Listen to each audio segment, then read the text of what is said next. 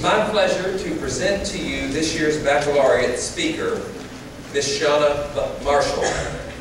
Shauna is a communication major who grew up in Bothell, Washington.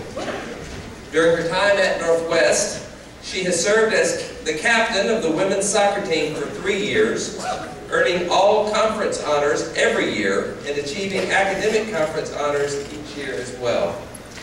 Shauna competed on the debate team last year, and this year she has served as president of Northwest University's Debate Society, Talkback.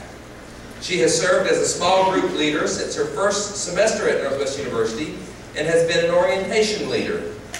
After graduation, Shauna will continue her semi-professional soccer career for the summer and continue to coach soccer. In the fall, she will pursue an advanced degree in communication with the hope of joining the ranks of faculty in the future. Shauna describes herself as one of the most competitive people you'll ever meet. And her older brother gave up competing with her to settle for the easier task of becoming an F-16 fighter pilot in wartime in the United States Air Force. In her spare time, she loves to juggle, sing loudly in public and/or in confined spaces, as well as play practical jokes, sometimes doing all 3 things simultaneously. Please welcome Shauna as she presents the baccalaureate.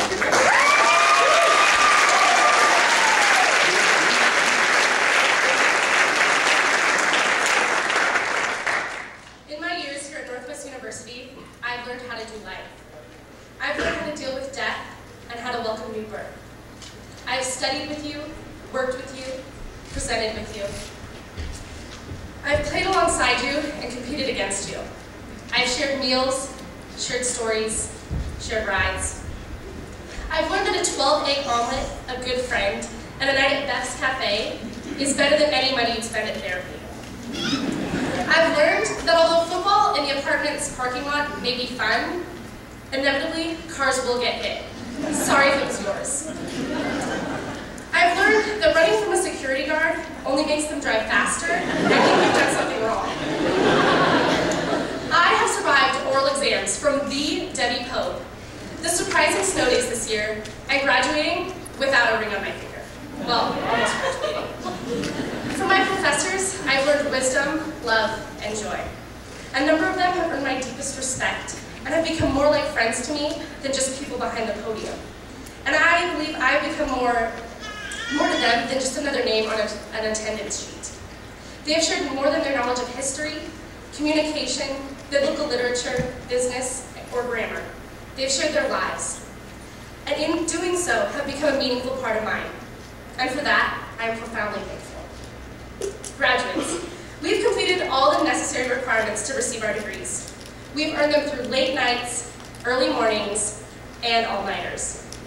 And now we're here, ready to move away, move up. And for some of us, move back in with our parents. Today, I offer you no extravagant words of wisdom or odd little euphemisms about your years to come, because they are not just your years to come, but they are mine as well. Those of you who know me know that I rarely follow the safe, orthodox path laid out in front of me. So in lieu of the classic graduation phrases, like reach for the moon and dream big, which I am already confident that we are fully capable of, I want to talk with you about 3 of my least favorite words: conformity, dependence, submission. Conformity. Action in accord with prevailing social standards, attitudes, practices. I was in a robe just last month. Only, it wasn't a ceremonial robe like this one. It was a flannel bathrobe, and it wasn't all black.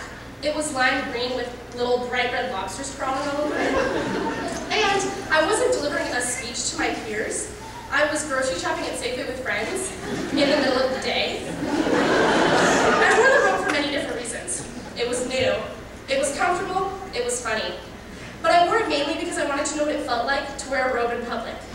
Let me tell you, I got some of the strangest looks. I certainly did not fulfill the expected woman's role, not that I normally do either. But the robe incident was fun for me. But was it pleasing to God? Probably not the physical act itself, but I definitely believe that my knowledge of being completely comfortable with the way God created me, unafraid of human acceptance, pleases Him. in the moments when we finally get it, when we realize the source of our worth, I think the Father delights in our discoveries. In Cannery Row, one of my favorite books, Steinbeck wrote, "It has always seemed strange to me, the things we admire in men, kindness and generosity, openness, honesty, understanding and feeling, are the concomitants of failure in our system. And those traits we detest, sharpness, greed, acquisitiveness, meanness, egotism, and self-interest, are the traits of success. And while men admire the quality of the first, they love the produce of the second." It appears we live in a world of upside-down values. Yet, our call is to live in this world. In this world, but not of it. In the tension between our values and those of the world. Paul addresses this tension in Romans when he urges us not to conform any longer to the pattern of this world, but instead to be transformed by renewing our minds, so that we can test and approve God's good, pleasing, and perfect will. He insists that we must not adhere to the standards set out by this world, because we are not of this world. But we are graduating. The world calls us. Maybe we need a few years of acquisitiveness to strike it rich, to make a name for ourselves. Strive for excellence, achievement, and success. All positive goals. Or are they? As we exit the Northwest University bubble and enter the real world of full-time jobs, bills, and priorities, I pray that we become some of the most worldly, unsuccessful graduates that humanity has ever seen. I pray also that we have the strength to follow God fearlessly and sincerely, to give of ourselves and to turn away from selfish desire and dreams of self-importance. And in so doing, I pray that we will be transformed. Through the acceptance of our worth founded in Christ and the transformation of our minds, I hope that we will also realize the need for dependence. Which brings me to my second word, dependence.